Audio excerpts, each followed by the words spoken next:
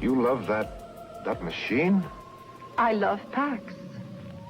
He's dedicated to keeping me happy. And I am happy. The robots are machines. They must be made to look like machines. The perfect man, created by man, becomes man's worst enemy. This is Ken and Brett coming at you with a movie review. Not the sort of movie review you may be used to, but something deeper, I certainly would hope. So I'm coming at you from truefreethinker.com, and feel free to stop by there and you'll see all those fancy hyperlinks at the top to find whatever you want, books, articles, videos, etc. So Brett, how about yourself? Well, I'm the co-host of a show called Psyop Cinema. I co-host it with Thomas Millery, who unfortunately couldn't be here tonight, but we're available on Spotify, iTunes, all the usual places. We have a Patreon page, and we look at cinema as a form of cultural engineering, as our listeners know. We look at the intersections between mind control, cinema, and deep politics, sort of in general. So we're really excited to get the offer from you. I don't know, you and Thomas kind of were really excited to get the offer to be on your show. I've only seen a couple of. I knew your reputation a little bit. I heard some of your books. You have a huge number of books that you've written. I did catch you on Jay Dyer, who's a friend of ours. I watched a couple of your videos on YouTube. But excited to talk about this sci-fi movie. Creation of the Humanoids from 1962, although the year is kind of ambiguous here, right? Like it might have been made a little bit earlier than it says. Yeah, and I was very pleased to run across you guys because our perspective, I think, is very much the same. So, for instance, the reason I mentioned not your usual movie review is because we're not going to really focus on the acting, cinematography, and the stage and this whatever lighting, things that people usually talk about in movie reviews. We're more concerned about what I would call the worldview philosophy behind a tale that is supposed to be fictional and what it is telling us in terms of real, actual reality. And because, as I probably state every single time I talk about movie reviews, is that even the most fictional fiction has to be based at some level, somehow or another, on the authors. Here we're talking about book author, movie script author, you name it, director, something about the real world view, or else it would be so completely abstract. It would be unwatchable, right? It has to coincide somehow.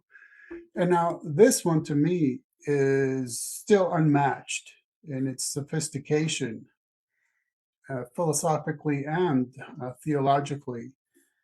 And if this movie were to be remade, with modern day fancy special effects and everything, it'd be mind blowing. But they would have to really stick to the script because actually, I think that the 2014 movie Automata is pretty much a very, very watered down version of this movie. Honestly, there's a lot of aspects of it that are similar, but gosh, not even close.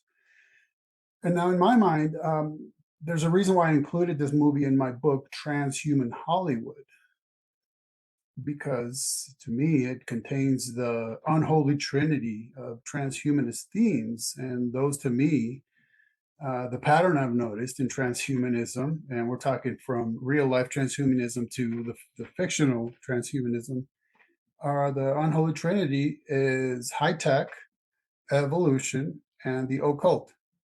And you pretty much cannot get away from those three ingredients when you're looking at anything transhumanist. And this movie absolutely has all three, right? And very openly so. And then sometimes somewhat subtly, but they're there. And to me, yeah, like I said, this movie is just, if you're really paying attention to what is being said, and we talked about just a minute ago off air about how many, for instance, the entire last speech of the movie is very quotable. And I said so much of the movie is quotable, and in fact, there's barely any discernible wasted script. Like in the movie's dialogues, there's very, very little you could say, oh, that's just, filler. No. It's all extremely substantive. So why don't we begin with Brett giving us some of the background as to how this movie actually came to be? Yeah, sure. And to your point about films being a reflection of worldview and how that kind of explains why we're doing this show, where we really have a similar kind of hermeneutic and looking at culture, and it's kind of astonishing that people don't appreciate the degree of, to which it's really impossible for the worldview of whoever the filmmaker is, or the committee that's making it, or the dark forces in the background, or whoever's making a movie, or there's a worldview behind it. And I think people suspend their disbelief not only of the fact that what they're watching is not real, but that there's a worldview going on behind it. And you mentioned transhumanism is the dominant worldview of this movie, and what this has to do with deep politics is, well, transhumanism is the dominant worldview of the super elites, of the super class, as we call it. To your unholy trinity, we might mention, if nothing else, it's a secondary characteristic, Gnosticism, a kind of neo-Gnosticism, as well, that we'll get into. And yes, we don't look at movies for their aesthetic value primarily, but where those things like lighting and stuff come in, and where we might mention some of this, is that, well, aesthetics are a vehicle. They're a vehicle for cultural engineering. They're a vehicle for programming. And I was just reading a bit about The Day the Earth Stood Still, which seems to have been a CIA deep state psyop to a great extent. And Daryl Zanuck, who was a CIA asset and one of the biggest producers in Hollywood back during the Second World War, when there was a pretty open, total collaboration, merging of the government and the entertainment industry. That's kind of what Zanuck's pitch to them was. You can't really propagandize people unless you make it entertaining. So there's been this relationship between Hollywood and the deep state, as we call it, or excuse me, the sort of Hollywood DC complex. And that's Hollywood's pitch, is you need us, and their pitch is, hey, we've got techniques basically for manipulating the consciousness of viewers. Yes, let me just chime in. Right, that's a very important point in the sense of how we watch movies. Right, we're enamored with the big screen, and in my book reviewing Stephen King's It, I got into the issue of Plato's allegory of the cave, and how that's basically a picture perfect description of a movie theater, right? You have as it were, right, the captives made to look at this screen, and it's so easy that it's made to be hyper suggestible. Everything about the atmosphere being like your senses are completely focused upon the image on the screen, so it becomes all that much more realistic to us. Yeah, very, very relevant analogy. And so, jump into the background. The director, Wesley Berry, was born in Hollywood, and he got his start as a child actor in the silent era. It's funny, if you look at pictures of him, he actually looks a little bit like, if you ever seen Dark City, which I think is this movie was some kind of influence on, at least visually. But if you look at, if you remember Dark City, the little kid among the strangers, remember the little alien kid? This guy actually kind of looks like that little alien kid. So he was an assistant director. I went through some of his credits, or I went through all of his credits, and I noticed that he was an assistant director on this population control predictive programming TV movie, The Last Child, from 1971. He was an assistant director on 8 episodes of The Mod Squad, a movie a television show that like several other spy-related television shows were made in collaboration with the clandestine services. And you'll find a lot of really sus people who go on to be pretty sus figures. People who worked on The Mod Squad, or Man from U.N.C.L.E., which will come up in a second with the writer. But anyway, so Wesley Berry, his first movie was as an assistant director. His first credit was as an assistant director on this 1946 Bowery Boys movie. People may not know this unless they're deep into film history, but this is Poverty Row studio serial characters, the Bowery Boys. But the movie was called Mr. Hex. And the synopsis for which, I think this is the whole synopsis for the movie.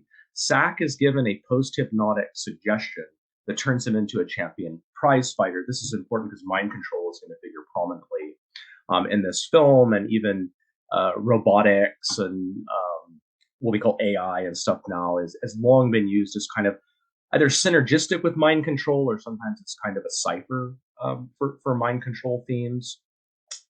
So Barry's directorial debut was a movie called The Steel Fist from 1952, starring Roddy McDowall. An interesting person to look into his background. But this was one of these anti-communist B movies made by, again, on Poverty Row.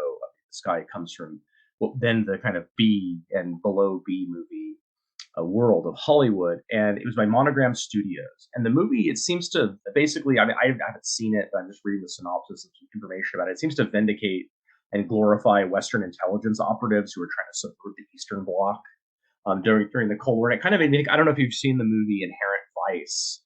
Ken, have you seen that movie? Does not sound familiar. Oh my gosh, you have to see it. So that's one of the ultimate cultural conspiracy movies outside of Under the Silver Lake. But anyway, they have people in this sort of like weird, like psychiatric hospital Esalen Institute thing, and among other things, they're making them watch these anti-communist movies from this like B anti-communist. So this made me think of like one of these movies, and I think Inherent Vice was tipping the hand that some of those movies were part of a cultural engineering agenda, which, you know, by the 60s was tied into cults and mind control and all kinds of crap. But so the writer, Jay Sims, he's going to go on to write episodes for the Gene Roddenberry created Lieutenant show, which is just an advertisement for the Marines set in Camp Pendleton. Gene Roddenberry, of course, creator of Star Trek, also totally sauce.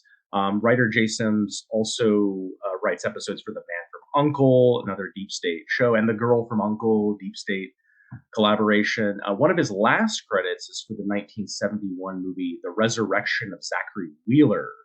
And part of the synopsis for that reads, quote, a U.S. senator is spirited away to a secret New Mexico medical lab after a serious car crash. His injuries are completely healed by a secret organization that's developed advanced medical technology. What does the organization want in exchange for saving his life? Question mark. So a lot of this, like that movie and some of the stuff other people have worked on, you see it's that elite worldview that we're talking about. Transhumanism is kind of a through line with some of these people. But on the cover of that Resurrection of Zachary Wheeler movie, there's this like ashen bald alien type, like a bunch of these ashen looking bald alien type figures. Looks just like the humanoids, or very similar to the humanoids, creation of the humanoids.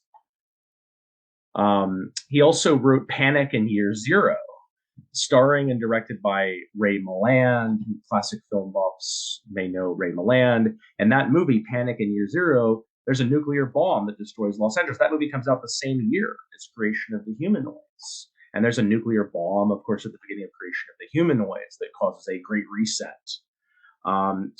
Ken, before I go into, I was going to talk about Jack Williamson's Humanoids series, which is the inspiration real quick. But if you have some reaction to the writer-director backgrounds, please chime in. Well, for one, I'm going to give this show here a re-listen and write down all those movie titles you just gave for sure. That's what we that's what we do. I mean, that's one of the keys to our research method. I mean, we're happy to share it with people. I mean, just like you should look at a person's worldview or a production team's worldview, or whoever you think are forces behind a production, their worldview, you should look at it. And one of the ways that you can figure out the worldview of Hollywood people is look at what they've done. Everybody kind of gets that with the Steven Spielberg or George Lucas or something like that. But people just don't seem to think to do it with directors in general. They don't tend to look at the world. They'll look at their aesthetics or certain other things, but they don't consider it. Obviously James Cameron. I mean, something like James Cameron is like all over the place telling you about his worldview, and he worked with DARPA and so on. So yeah, that's just part of the research methods that we directors and script writers. So let me quote my buddy, the fiction author Zachary McGaha. He says, ultimately, when you read fiction, and in this case, when we watch fiction, you're kind of being introduced to the author's worldview and, I guess, spirit in a way, because you're kind of just aligning yourself with their mental activity for that period of time. So I have very little to offer in terms of background, but I did find a place in my book, Transhuman Hollywood, where I noted this movie's from the early 1960s. And I said that this movie is from 6 years before Philip K. Dick's Do Androids Dream of Electric Sheep, which was made into the movie Blade Runner, which is about androids who do not know they're androids. And then I pointed out the creation of the humanoids is based on the 1954 book, The Humanoids by Jack Williamson. Yet the movie screenwriter, Jay Stills, combined Williamson's book with Pavel Capek's 1920 play RURU, which stands for Russell's Universal Robots. And I think that was really the magic ingredient, as it were, that somehow Jay Stills managed to combine a play and a book and churned out what, again, I think it's just still unmatched in terms of what transhumanism truly is and its unholy trinity. Well, you mentioned that there's, and yes, I did notice the connections to Do Androids Dream of Electric Sheep, but I think like most of my notes concern some of the parallels to that actually. But you noted that the sophistication on certain levels of this movie. One of the ways it's not sophisticated really is cinematically. I mean, when I'm watching this movie the first time, like I thought this must have been based on a play or some kind of a novel or something, because it's not a. It's like they've forgotten decades and decades of editing theory and technique and stuff. It's like really just a bunch of, it's like a play essentially. Well, you hit the nail on the head because it is based on a novel and the play. So you hit both nails on the head. Was there a play? I didn't find a play that was based on. Well, no, that's what I was just pointing out, that Jay Stills combined. Oh, he combined the Humanoids novel, right? With well, he just didn't adapt. It's not a real adaptation though to the screen. I mean, it really is like something that should have been done on stage. Although they obviously put a lot, and I read they put a lot of money into this glossy color look. And I mean, B films were not often in color, and this one was. Ironically, their marketing campaign, I guess they couldn't afford to do a color marketing campaign, even though the real pitch of the film was, look, it's really glossy color, sci-fi, futuristic. Right. So, and this is why I mentioned we need to learn something about book authors and movie directors, but also the screenwriters. And that's why I was saying, in this case, I think Jay Stills really is the one that cooked it up, because he combined the novel and the play into something that's remarkable. But yeah, I mean, then what? Then he's just a script writer. So then from there, the director takes it over, and what we end up visually seeing on the screen is another story altogether. So that, yeah, as you mentioned, the story is loosely based on the Jack Williamson Humanoids series, which was originally published between 1947 and 1948 in Astounding Science Fiction magazine. And that series is set in a world in which these human-looking robots or humanoids, quote, in the name of their prime directive, to serve man, right, have, quote, I'm just reading like the Wikipedia synopsis here, I think, in my notes, they've essentially taken over every aspect of human life. No humans may engage in any behavior that might endanger them, and every human action is carefully scrutinized. Suicide is prohibited. Humans who resist the prime directive are taken away and lobotomized so that they may live happily under the direction of the humanoids. The humanoids also have the ability to manipulate memory, which is important to the plot of creation of the humanoids and relates to Dark City. Williamson's story, so to me, like just the story itself, it seems to be like partly a cautionary tale about how utilitarian logic joined to technology can possibly lead to a dehumanized, mind-controlled society. I think it's really notable that the humanoids are defeated in a new ending that was added to the novelized version of the story with the use of what's called psionics or psychotronics. In other words, it's scientifically enhanced psi abilities, the kind of stuff that you probably know, Ken. They were the government, the CIA, and the military were funding at Stanford Research Institute and Stargate, and it's ubiquitous, right? In movies, the Firestarter and a million movies that have followed that, of these superpower. I mean, that's what I think that's a lot of what the X-Men are about, and all of that sort of stuff. And that ending was suggested by a guy named John W. Campbell. In fact, it was demanded basically by a guy named John W. Campbell, who was the editor in chief of Astounding Stories. And this is a guy who was instrumental in the 40s and 50s in pushing these sci themes, telekinetics and telepathy and all that stuff in sci-fi literature. I just sort of wonder out loud if he was the main force early on behind this trope, at least in the context of sci-fi, where the heroes, they can only defeat the superpowered bad guys or whatever by becoming more like them. It just seems like every movie now, I mentioned X-Men, it's obvious, and X-Men Apocalypse, and a million movies that you have to become like the technology, or like the bad guy in order to beat them. You have to use psi abilities in order to beat them. I note here Campbell, so John W. Campbell, this guy that I think is probably instrumental in pushing this stuff in the 40s and 50s, pushing these themes, which Stephen King, you mentioned it, so Stephen King, who wrote Firestarter and Carrie and all that, is going to super popularize. In the 70s, this guy Campbell went to the same elite prep school, the Blair Academy, that reared John Cassavetes.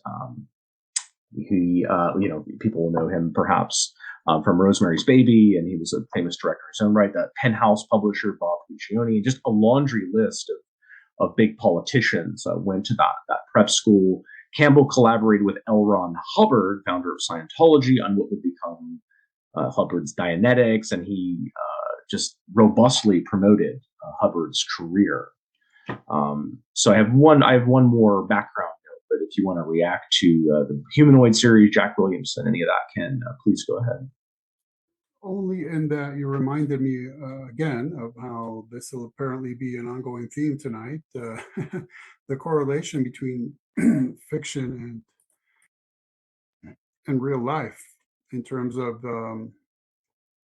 that Elon Musk is telling us that we humans need to become cyborgs in order to compete against AI. That's essentially what you were just describing a minute ago. Right. Yeah, well, that's because it's their worldview, and also, not to get too far off topic, but I think one of the master techniques of Hollywood is this breakdown of the barriers between fiction and reality. Because when you break down that barrier for people psychologically, when they can't adequately distinguish fiction and reality, or they just bleed into each other, then you can manipulate people's reality through fiction. You can engineer their consciousness through fictions, and I think that's very much of a piece with the worldview explanation, right? It reflects their worldview, and it pushes their worldview. When they get really sophisticated about it, they start using narrative techniques and other things to kind of break down the viewer's barriers, and their ability to distinguish fiction and reality. And when you start, and that's where predictive programming fits in. When things start happening that were predicted in movies, and reality starts imitating fiction. That causes a sort of mass breakdown, of people's realization. So producer Edward J. Kay, this is his only production credit, and some other consequential TV movie. But he was a music director, or otherwise in the music department of over 300 films, and almost all of them were B movies. These are people who come from the B movie world of 30s and 40s and 50s Hollywood. I noted that he did a disproportionate number of these anti-communist and pro-G-man films. I don't have a note there. I think it includes the the Steel Fist movie with Ryan. That's probably where he met the director. So, but we should probably just launch into the plot. It opens with a nuclear explosion, a sort of a great reset, and I think the message there is that the old man and the old society have to be destroyed to make way, for the new man and the new society. This is an obsession of the Anglo-American globalist elite. This is just part of their worldview, that dissolve and coagulate. You have to destroy the old order, create the new order, and so on. And in essence, that is the occultic side of transhumanism, which is to deconstruct God's created order and reconstruct it in our own image. Yeah, precisely. And it's and it's very much part and parcel of the apotheosis, I think, which is at the heart of transhumanism. It's the heart of the ideology. It's autotheism. It's becoming God, and it's the self becoming God. So one thing I just wanted to note one thing about the terminology, because nowadays we have a just slightly more precise language, because the movie begins by explaining that the first basically artificial intelligence was just clunky robotic machines, right? And then they sought to make them more and more human-like. So now we're actually talking about androids, which is an anthropomorphic robot. And again, like the movie Automata begins the same exact way, showing the progression, because it's explained that humans just felt more comfortable dealing with these robotic devices that actually looked more like a human. They felt more comfortable interacting with them. At the same time that you had this group called the Order of the Flesh and Blood, who are very much about keeping these androids in check, and I'm sure we'll get into that. But I remember Jay Dyer pointing out that in the 60s, it seems like people were not sure how to they hadn't really decided on how to pronounce robot, and you even hear it in this movie. It's more like a robot. I know it's hilarious. The robots, and and the first models, which are those 50s things with the weird like accordion arms. Yeah. And they, so, I mean, that's to me, I'm sorry, that's just an important aspect of it, that right from the get-go within this mythos, we have what I would call like a high-tech version of a golem, if you know what I mean, which is life from non-life, in this case, the metallic alloys of the earth being made like in a human form and brought to life. It's very old occultic concept right then and there, to do as God did with Adam, but towards our own ends, like I said, in our own image. Well, yeah, and that relates to, I think, the theme of love and robots, and the why this, also, you always have to have a sort of part of the Hollywood formula. You have to have the love interest in a movie, but I mean, I think the other motive is it's about because I mean, love is about breaking down barriers between self and other, and so when you have love between human and robot, it's about creating a continuity there between humans and robots. Manipulating the audience's emotion. This one, it's Kragus' sister. Kragus is the lead, who's a member of the Order of Flesh and Blood. The Kragus. The Kragus. There's so much goofiness in this, but they're taking it all deadly. So there's not a laugh in this movie. I don't think, not an intentional laugh in the entire movie. But it's his sister is in love with one of the humanoids, and the humanoids are so. All right, there were these first models of robots, and they keep getting there. So it all begins with some like proto nanotech thing, builds a synthetic brain, so then they can create like we call AI now, which is kind of a misnomer. But the higher series, when you get above like I think it's like 21 through 70, is that what it is or something? The high 21 through 70 series, those are the humanoids. Those are like the significantly advanced. And so his sister falls in love with one of these robots. But to rewind this a little bit back to the background, the premise, the nuclear Great Reset, I guess humanity sort of survived, but in a greatly diminished capacity. Then it sort of makes a comeback using technology, but there's radioactivity everywhere. And what has this done? This has reduced the human birth rate to the point that humans will go extinct in the next few hundred years without artificial means of reproduction. And surprise, surprise, from 1962 and a little bit before 1962 on, the fertility rates have plummeted. So there's a bit of predictive programming here, also with what we call misdirection. So they're kind of showing you, look, there's going to be falling reproductive rates, but they're turning your attention away from what might be, really causing it, or might be about to cause it. People eat synthetic foods in this world, and that was kind of a standard sci-fi trope of the era, like 2001. But I think that's also a piece of predictive programming. I know we got, we're growing tumors now to try to feed to people, and I mean all of this, eating the bugs, and all of this stuff. Now we were being programmed to think we were going to eat like really disgusting stuff. But that was a thing in the 50s. Like people thought TV dinners were healthy because they were like scientifically engineered and stuff. Yeah, TV dinners and cigarettes. Yeah, it was science, and like fully hydrogenated soybean oil was healthier than coconut oil because it was science that made it. And coconut oil had all this saturated fat. And I have another little piece of predictive. I mean, the thing that people are made stupid by the robots. The robots have taken over the task of kind of making people dumb. We can kind of predict that that's sort of one of those obvious themes. But I think we should really launch into all the parallels to Philip K. Dick's "Do Androids Dream of Electric Sheep" from 1968. And I think part of what's behind the parallels is the common influence of Jack Williamson's Humanoid series, because I've read Do Androids Dream of Electric Sheep. I haven't read the Humanoid series. I just read the synopses. But seeing this movie, reading the synopsis, and then having read Do Androids Dream of Electric Sheep, I'm convinced that Dick was influenced by Williamson's Humanoid series. I don't know if you've read any of this stuff. No, but just the fact that Dick's novel came out not too long after this movie, much less those books, then yeah, we could definitely see a history of ideas. I mean, the main plot conceit of all of it involves the problems inherent in robots, androids, clickers, as they call them, whatever, becoming indistinguishable from humans. Like you have an android, Do Androids Dream of Electric Sheep? There's laws against manufacturing robots over a certain level of intelligence.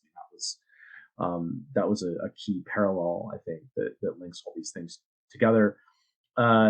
A robot that's outwardly indistinguishable from a human in this plot has killed a human. That sets off a crisis, and the Order of Flesh and Blood now is demanding the elimination of all humanoids, not all robots. It is kind of sophisticated. I mean, this isn't a dumb movie. I mean, there's a lot of philosophizing here, and a lot of the best of the sci-fi genre in some ways, even though it's cinematically kind of clunky. But so the Order of Flesh and Blood are kind of the extreme. They're the pro-human extremists, and they think we need to get rid of just the humanoids. They don't want to get rid of all technology. So the question, Correct. in the end, is whether we can have technology, or whether it's just simply going to accelerate so fast that these people are essentially, going to be left in the dustbin of history like the Luddites. And Correct. It is, because it is recognized that humanity is in such bad shape, and especially just numerically, if nothing else, much less that a lot of the children being born were, as they pronounce it, mutants. So we were really in bad shape, not only because of the aftermath of the radiation, but that caused the mutations. That was leading to the few humans that were left to not be able to viably reproduce anymore. That's why it's recognized. Okay, yeah, we definitely need this technology around. But yeah, again, it was the androids that they're against, the higher level clickers, as they are called, as a sort of a put down term, as if that's diminutive, right? Yeah, and I think one of I the did want to most. read Yeah, sorry, go ahead, Ken. just had a quotation from Isaac Asimov. I wonder if we will make robots so much like men, and men so much like robots, that eventually we'll lose the distinction altogether and have a combined culture. This may be best after all. Maybe humanity itself will die out as humanity and sort of melt into this machine culture. I mean, that is extremely insightful. And it kind of shows that with the progression of the one and the attempting to keep up with it by the other, then it's almost inevitable that you end up with transhumanism as the logical. Yeah, and I mean, transhumanism is a big focus of my research, and watching this movie, one of the again to the sophistication of this movie, I think there's a debate kind of even among transhumanists about, I guess, whether transhumanism is a modernist or postmodernist. and it's sort of both. But I mean, I think it's fundamentally postmodernist. And in this movie, you get a statement from this Dr. Moffat, who is kind of a dissident scientist in the Order of Flesh and Blood. And he expresses this postmodernist view of man that I think lays the groundwork for transhumanism and for the modification, improvement of the organism, for the evolutionary ideology behind transhumanism. That he says mankind is a state of mind. He is no more than he thinks himself to be. I mean, this statement and this postmodern ontic foundation is also what links transhumanism to the transgenderist stuff as well. There is no mankind, right? It's all just plastic. Right. It's so then you're into the territory of what Foucault called subjectivization. You just make the self, you make the subject, right? We can all just make it up. Now that ties directly into the theological side of it, because if you remember towards the very end of the movie, where we hear Kragus, you are a robot, right? Kragus ends up talking about the soul. He's calling himself a soulless machine, and the Dr. Raven, is walking him through that, right? He's like, well, are you soulless? And it's the same sort of concept, which is that a soul can be had just like humanity by an android, by a robot, because it's just a state of mind. It's a state of being. It's nothing metaphysical. Yeah, well, this is Gnosticism, right? So now we're into the I guess we're modern Gnosticism, right? We're in this realm where not ancient Gnosticism, right? But where Gnosticism loses its transcendent aspect and it becomes completely materialized. And immanentized, and matter. Now, for those who might have missed about how this could possibly correlate with the issue of gender or sex, the robots have a particular building into which they go to recharge themselves, right? Because they are, after all, machines. So they go in there and they recharge their batteries. And they call it a temple, okay, which just off the bat is super uncontextual, you would think. What does that religious imagery have to do with a mechanical high-tech building into which a robot goes just to plug in, right? But they end up calling their main, I guess, computer the father-mother. Now, did you catch that? Yeah, and I did catch that. And this is a term the ancient Gnostics would actually use. Exactly. What they call the exactly. transcendent principle, yeah. So, to me, it's those little things that kind of you think for a second, wait a minute, that's uncontextual. And all of a sudden you go, oh, wait a minute, this is not uncontextual. It's actually just a lot deeper than I thought it was.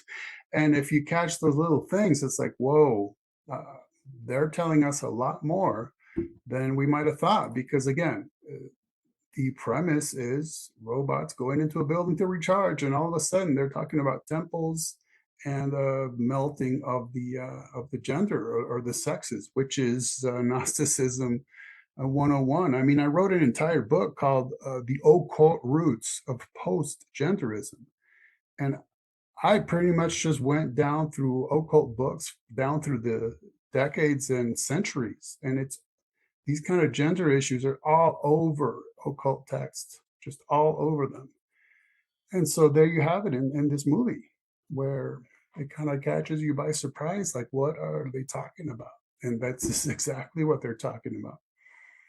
And then you have the concept of that, what the humanoids end up doing is they collect the bodies of recently deceased humans, and they use those to create these like higher level humanoids, right? These androids, to the point where the humanoid doesn't even recognize that it is itself a humanoid. It thinks it is a human.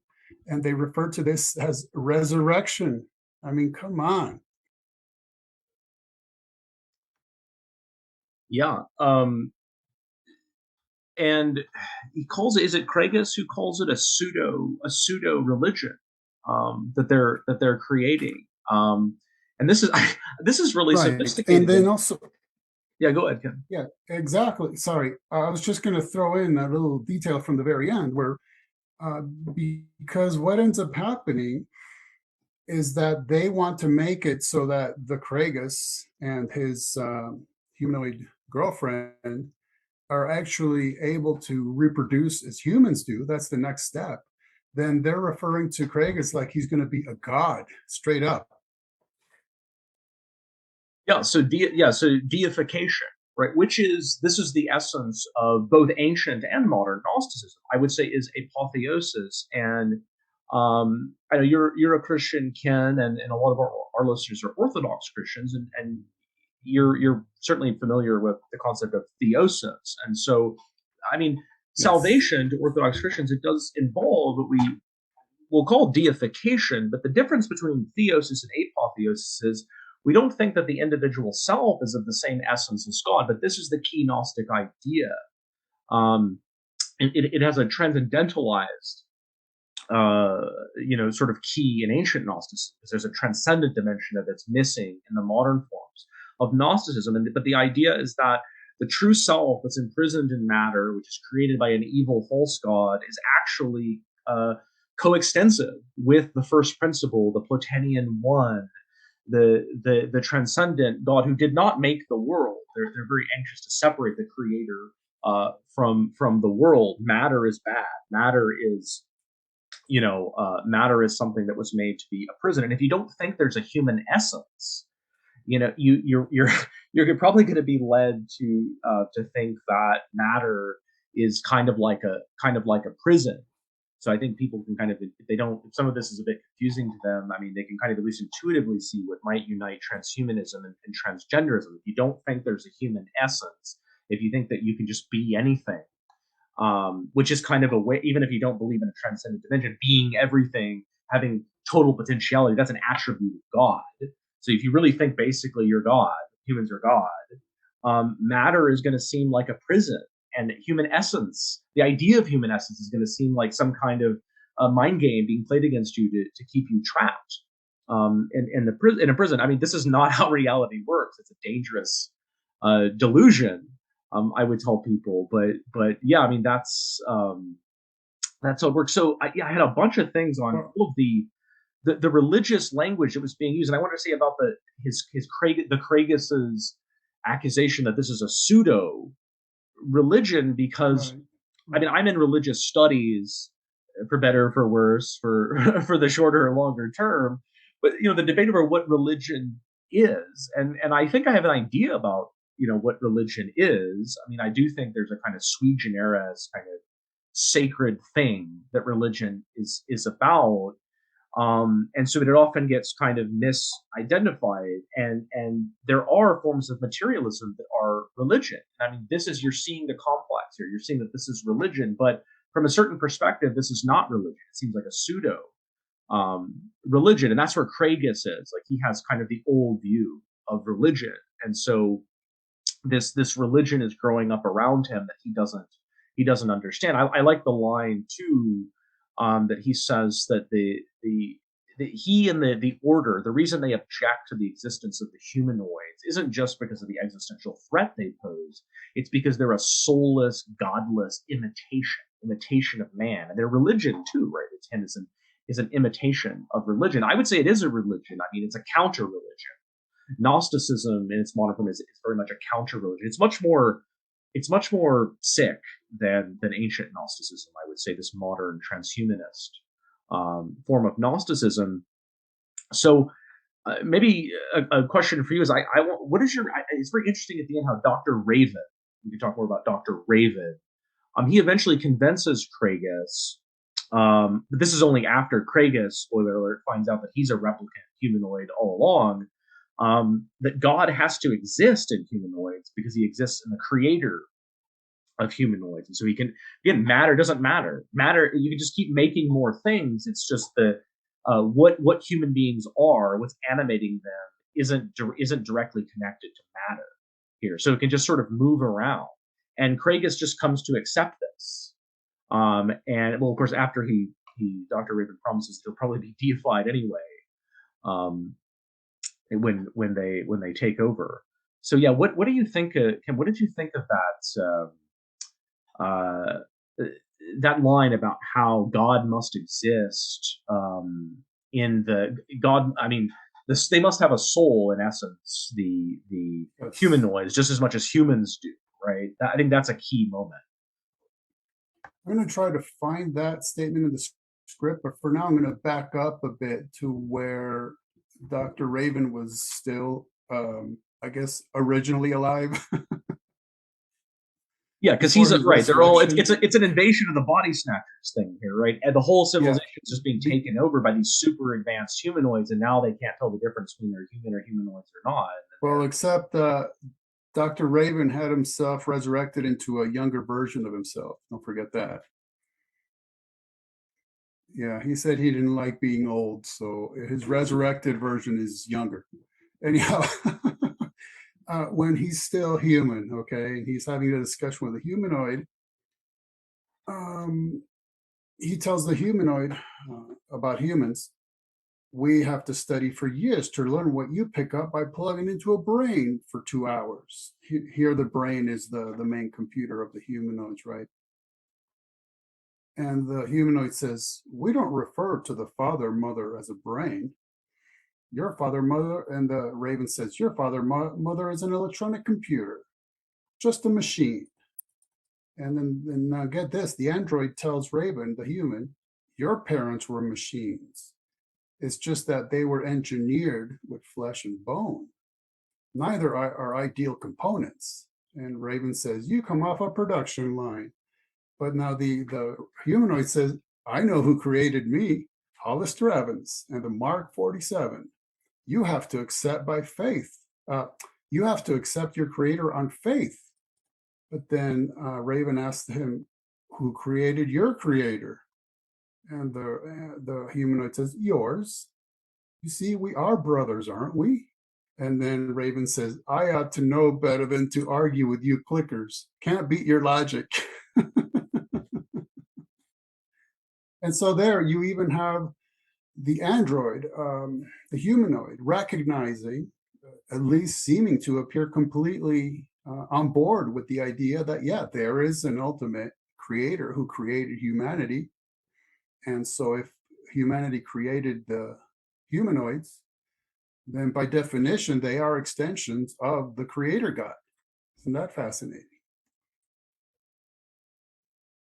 Yeah, of the great architect, right? Right.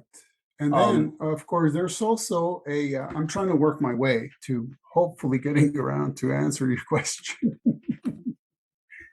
Because along the way, we have, like I told you, the unholy trinity of transhumanism, high tech, occult, and evolution. So there is an evolutionary aspect to this, which is that the humanoid who has contracted one of their terms for marriage, contracted with the Kragus' sister, God forbid, is talking to the Kragus, and he says, referring to humanity, you're over the hill, right? And then Kragus says, well, you're helping us over the hill. We are over the hill. I can't stop us, neither can you. And then the humanoid goes into this statement. First, there were the plants. They developed into animals, which ate the plants. The animals were small, but they grew. And the larger animals ate the smaller animals. And the Kragus says, well, what does that mean? So he explains, so far, according to history, each dynasty devises its own end. The animal develops a brain, and the brain destroys the animal. And Kragus says, our brains conceived you robots. Are you threatening to destroy us? And the humanoid says, oh no, we're by no means sure we are the next step. It's just that in this view of the cycle, we are the best we have to offer to help you. So there's a lot there. And part of it being that the android is viewing this sort of evolutionary process, and that, well, humanity came about by accident, essentially, which is interesting because you had the other humanoid speaking very theologically. This one is speaking very evolutionarily. I mean, maybe he's a theistic evolutionist. I don't know, but but basically saying, well, look, humanity came about, and then we humanoids came about. As to whether we really are the next step, I'm not sure, but I mean, we are the best hope you humans have, because again, the whole premise is that humanity is on the verge of total collapse. And so these humanoids are coming along who can help sustain humanity, even though, according to their own humanoidistic religion, they're more interested in creating higher and higher levels of humanoids, to the point that they'll become indistinguishable from humanity altogether. Not even in that their self-awareness won't be there, but just they'll, okay, we're back to Isaac Asimov. The bottom line is you'll end up with these living beings, if you want to call it life, that are indistinguishable. You don't know if they're humanoids, you don't know if they're humans, and ultimately the whole point is that it won't matter, because life is what you make of it, right? Soul is what you make of it. Humans are what you make of them. And so if this is the next humanity, then so be it. And this is the next humanity made in the image of the humanoids. I think that's what the ending of Blade Runner is about too. It's just like, well, it doesn't really matter if he's a replicant or not, right? It doesn't really matter. So I have 2 points I wanted to make. You note that we've talked a lot about all of this basically like Christian theological language that the film is using and hijacking. And so one of the big through lines in our show is we just note all this use of religious inversion, like Hollywood, or what Jay Dyer calls religious subversion through inversion. So I mean, it's like there's some growing understanding, particularly at the vanguard of the transhumanist movement, by people like Yuval Harari, right, who writes the book Homo Deus, that religion, we're not going to create the dream of the secular society is never really going to come to pass in the way that 19th century humanists and new atheists and people like that imagined.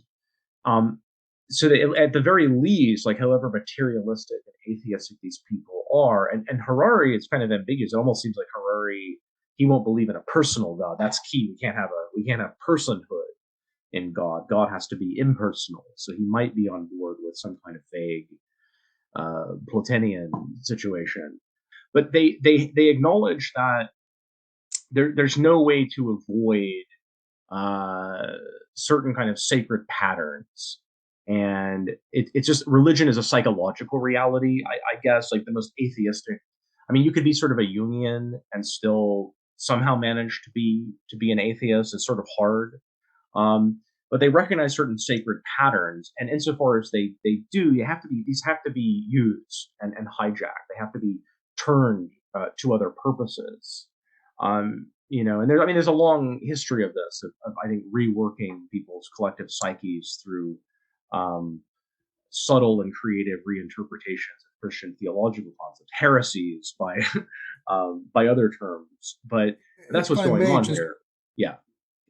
Let me just chime in right at the perfect spot right there, because if you, I don't know if we're going to pull up the quote, but Romans chapter 1, I think, is very clear in why I end up saying that ultimately atheism is pagan. Because once you deny the creator, what do you have left? Well, you have the creation. Of course, you can no longer consider it an actual creation, but you have nature. That's what you have. So then if you came about because nature kind of spat you out accidentally, so be it. Regardless, you have nature left to worship, because it is your creator, in a manner of speaking, whether purposefully or not.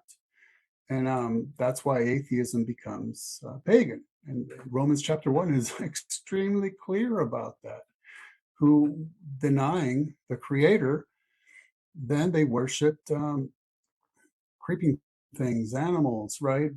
They basically start looking to nature for their place to put that,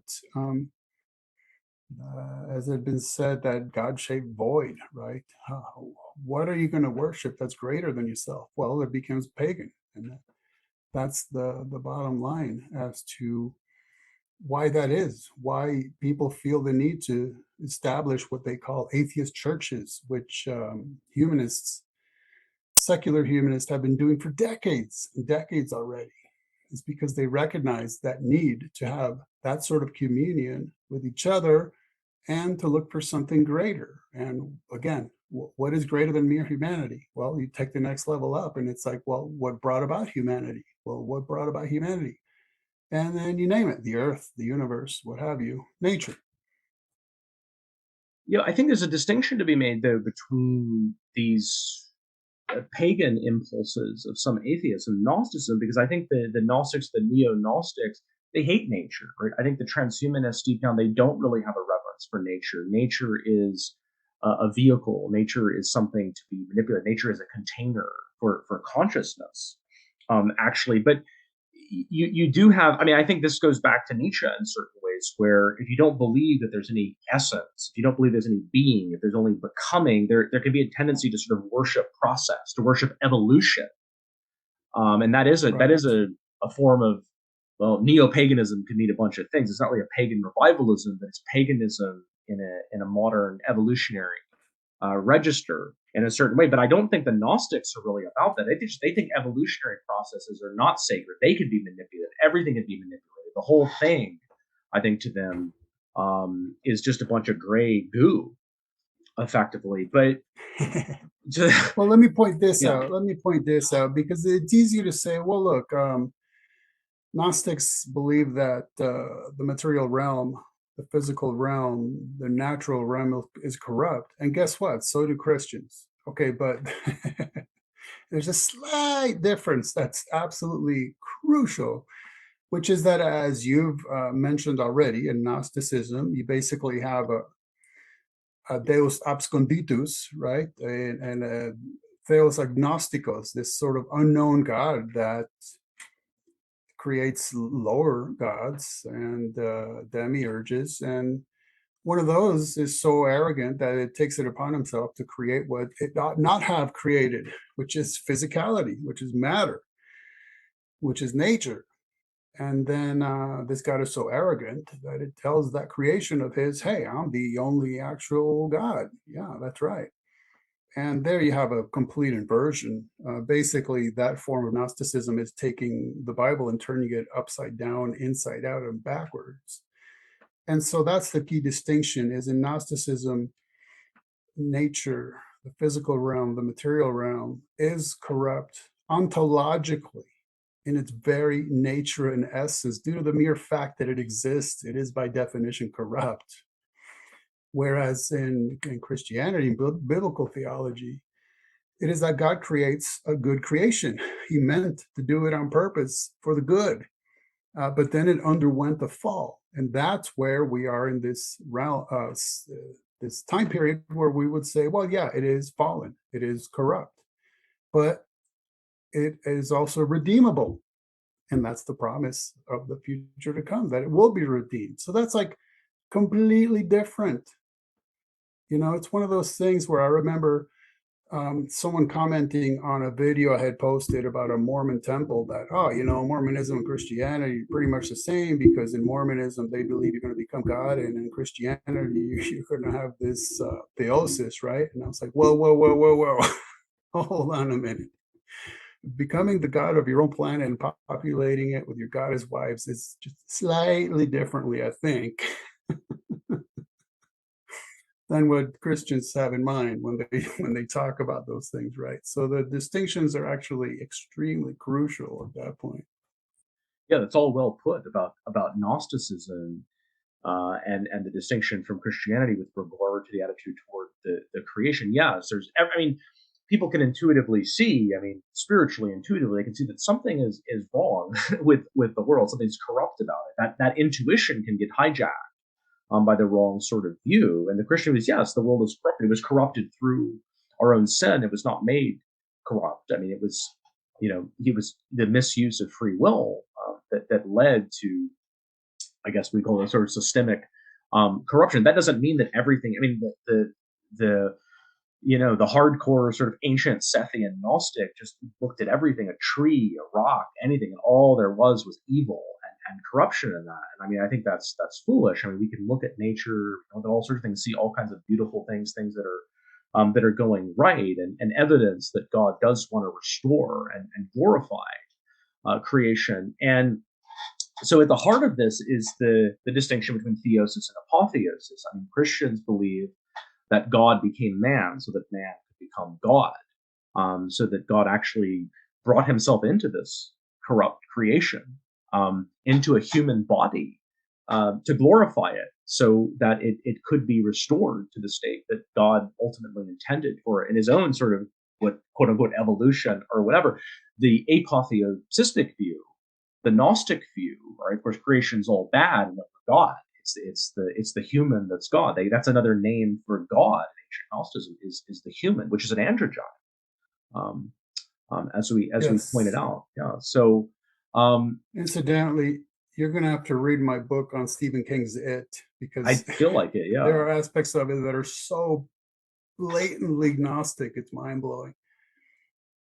So as you said, Pax. By the way, Pax is an interesting, and that's Craig, Yes. the Craigus' sister's boyfriend. I thought of the K-Pax movie, which I've not seen, unfortunately, but it just looks so super psyop-y, and so it's this Kevin Spacey K-Pax movie from 2001. I wonder if it has any relation to this name, but Pax says that the clickers are the next step in an inexorable evolution. So there you have it. I mean, that's the world. That's a tipping of the hand on the worldview that's behind this movie, and also I would say the psychological warfare technique that's being used. Because if something's inevitable, if your enemy is bound to crush you, there's no point in resistance, right? Like the Borg say in Star Trek, resistance is futile. But the clickers are the next step, and as you mentioned, they each new step of evolution kind of eats the previous step. So we have a little bit of the Twilight Zone to serve man there. Did you want to get into that governmental political side of things, because that's a sub theme in this movie as well? Well, the only big note I had on that was that, so I mean, you do have this apparently global society. That's worth mentioning here. Like most of these futuristic movies, there's some kind of global society that's being run by a single technocratic regime. We don't have, even in Do Androids Dream of Electric Sheep, you still have countries of a sort. It seems like the Cold War seems to still be going on there. It seems to be over in this movie. There's no Cold War. Pax says that the machines have replaced, quote, politics. And this is a debate between the Craigus and Pax that goes on in this really interminable scene. There's apparently a ministry of politics that kind of... Yes, I have the quote. Yeah, go ahead. I have the quotation in front of me, so I'll go to it whenever you're ready for me to start reading it. Well, so the ministry of politics is the last bastion of human control. Basically, the machines run everything, but the ministry of politics is a sort of ministry of ministries that still sets the agenda, which the machines have to follow. The debate between Pax and the Craigus is over whether the Ministry of Politics is expendable or not. This is sort of a debate sometimes you'll have with STEM PhD students, by the way, who don't seem to understand the function of politics anymore. They're in a total technocratic mind state. I think the technocrats just think this way. I think Pax is speaking for the technocrats. There's no point in the Ministry of Politics. It's expendable. Craigus, for his part, he defends the function of the Ministry of Politics as the coordinator of all the other ministries. And the way that Craigus talks about it, again, to speak to the philosophical sophistication of this movie, it really reminded me of the role that the true statesman plays in Plato's dialogue. The statesman, and the true statesman, spoiler alert, there is the true philosopher, and he doesn't have the knowledge that all these technicians have. I mean, Plato's well aware of technical knowledge, has a lot of respect for it, but no amount of technical knowledge about anything can replace the political for him. And that's kind of what Craigus's argument is. Now, Pax's point is that the function of coordination itself eventually gets taken over by the machines once the goals of coordination are determined and are submitted to the superior machine intelligence, and this is the idea somehow that technique somehow can become value, right? The technology can just become a value somehow, or can assert value. Like, that's the key step to me. It's not so much the humanoids becoming indistinguishable from humans. The key step is when they think somehow that their purview, which is really AI supercomputing, somehow can determine the right values. Right. So here's part of that key discussion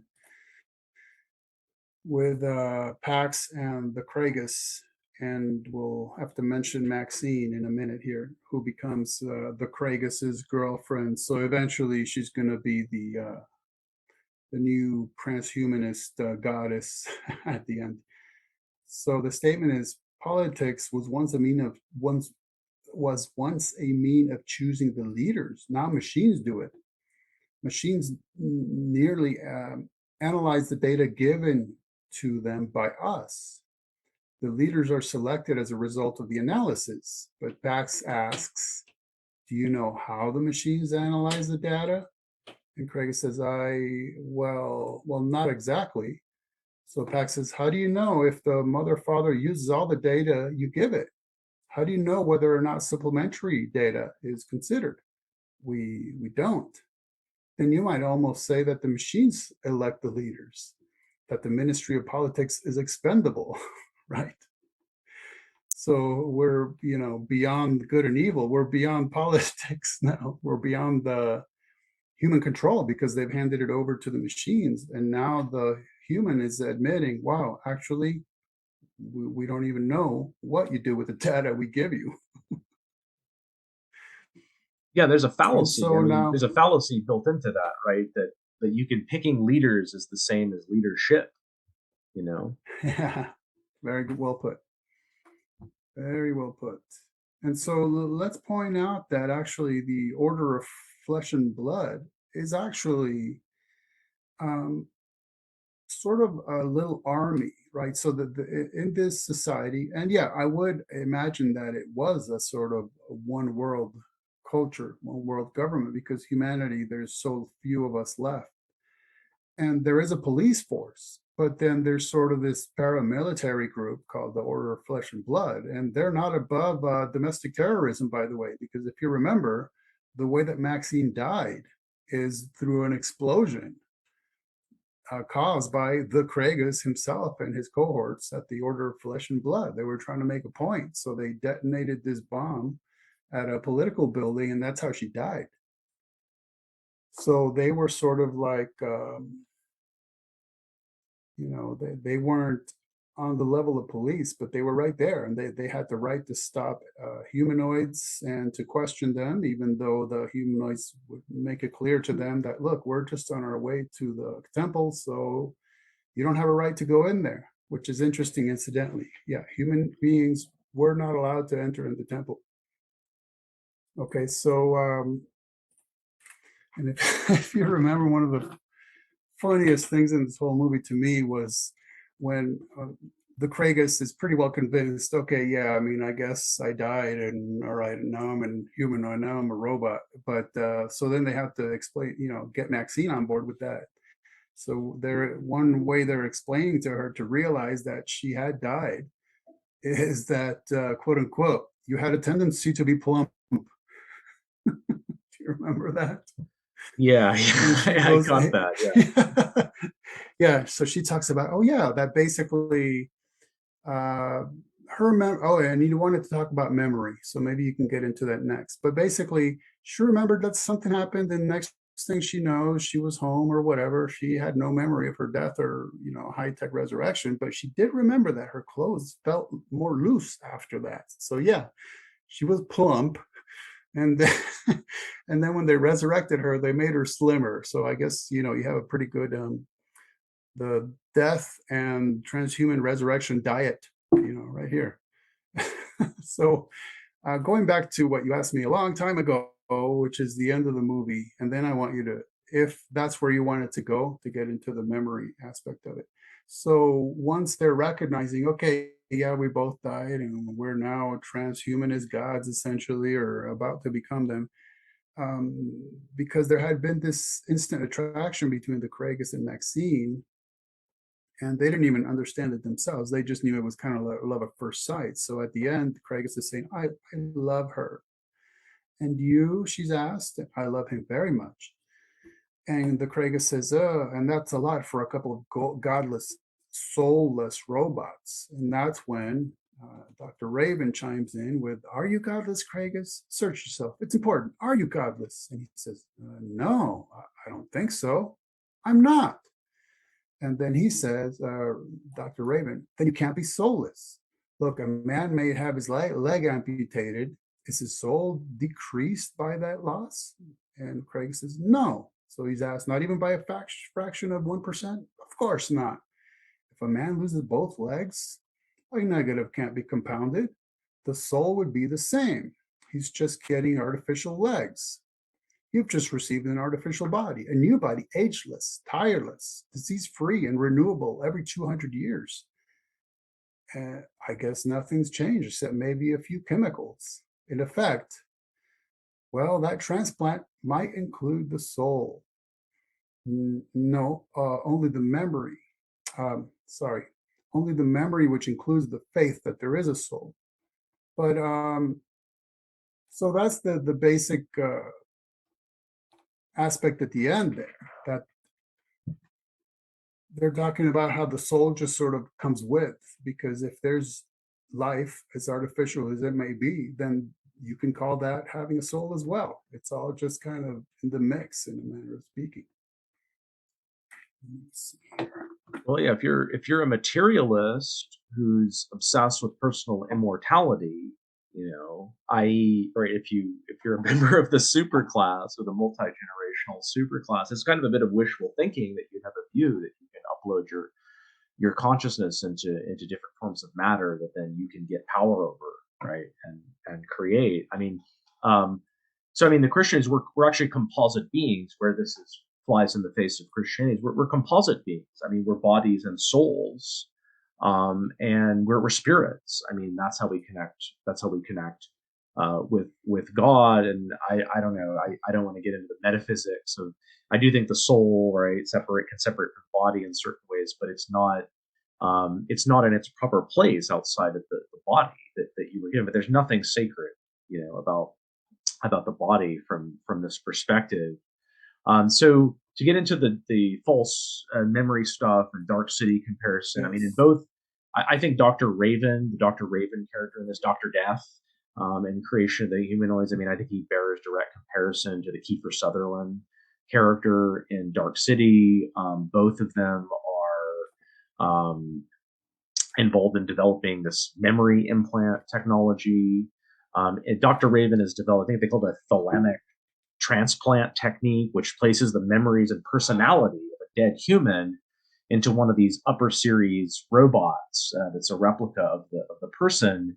I think it's notable, by the way, he has to replace the death experience from the replicant so that the replicant doesn't immediately commit suicide. So I think there's definitely a nihilistic view of life behind this. There's a real, or at least a kind of dark existentialist view that kind of, the old wisdom of Silenus, that it's better not to be born into the world, because I think these people are also nihilists. I think these superclass people that engineer our culture are also quite nihilistic, and they hate matter, they hate the world, they hate themselves. Similar to Dark City, I really think Dark City had to be I really think this movie had to be an inspiration to Dark City, the novel or the movie, or both, because the humanoid replicants shut down, just like in Dark City, how they shut down for a period, so they can be, so the stuff can be, the programmers can change your memories around, personalities.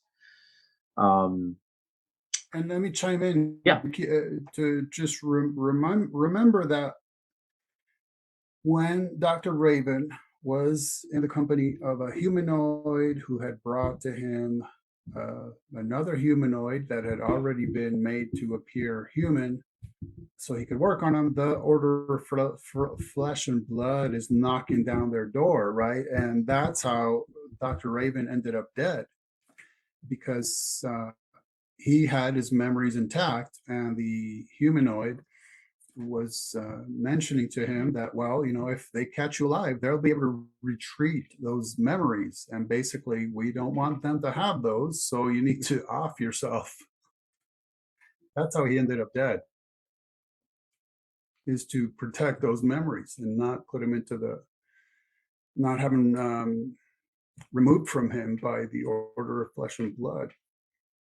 And I'm just going to throw this in real quick, because remember I mentioned the influence of the 1920 play Are You Are by Cavell Capek. Well, remember that in 1927, Fritz Lang put out the movie Metropolis, based on the novel Metropolis, which incidentally is a lot more occult than the movie was.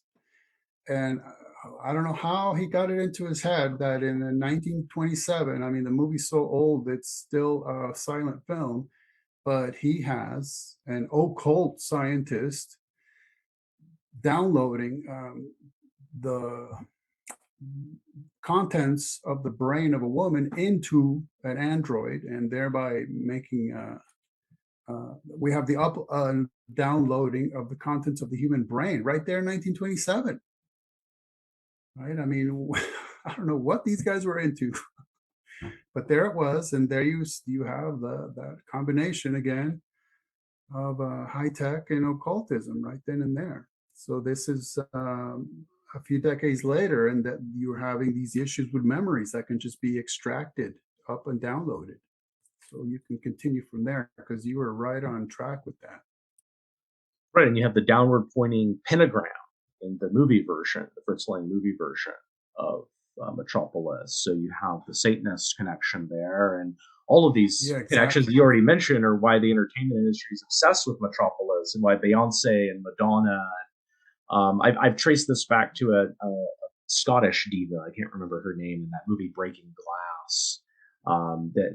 The use of Metropolis, and so mind control too, right? So like I said, the sci-fi kind of ciphers for mind control or overlap or synergism, between them. And that's where false memory stuff is very much implicated in this, because here's the deep state angle of it, is that the implantation of false memories is quite real. And one of the most eye-opening things about Tom O'Neill's Chaos book. Do you know this book, by the way, Ken? Tom O'Neill's recent book, Chaos, about Manson and MK Ultra. I do not. Wow, you should read that, because the pretty incontrovertible evidence there that Charles Manson, at the very least, right, was in contact with a bunch of MK Ultra related people. But in that book, one of the most startling revelations is that Jolyon West, who was an MK Ultra doctor reporting directly to Sidney Gottlieb, had actually developed a technique to implant false memories, and that the key was getting into deeper and deeper trance states than they'd been able to achieve at that point. But he reported back to Gottlieb in an essay that was illegally censored when it was turned over to the Church Committee in the 70s. The unredacted version, which Tom O'Neill discovered in the UCLA archives, the Jolyon West UCLA archives, showed that Jolyon West reported, in fact, through that essay, that he was able to implant false memory. So these MK Ultra secrets have spilled out